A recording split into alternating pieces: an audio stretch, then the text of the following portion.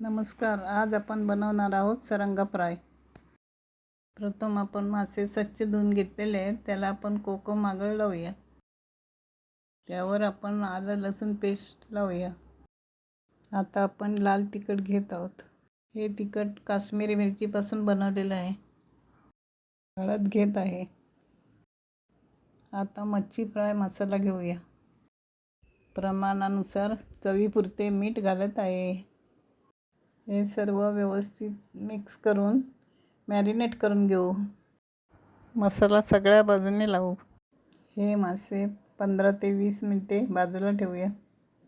एका प्लेटमध्ये तांदूळ पीठ, रवा, मच्छी मसाला आणि मीठ यांचे मिश्रण घेतलेले आहे. आता तव्यामध्ये प्रमाणानुसार तेल घेत आहे. आता माशांना हे मिश्रण व्यवस्थित लावूया. तेल गरम झाल्यावर मासे एक एक करून तव्यामध्ये घालूया.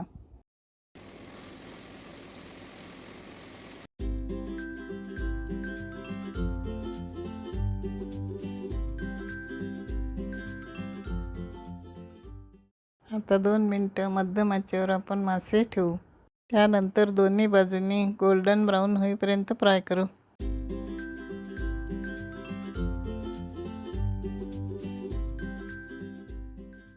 आपला गरमागरम सरंगा फ्राय तयार आहे. तो एका आपण प्लेटमध्ये काढून घेऊ. ही रेसिपी आवडली असेल तर लाईक करा आणि चॅनल सबस्क्राईब करा.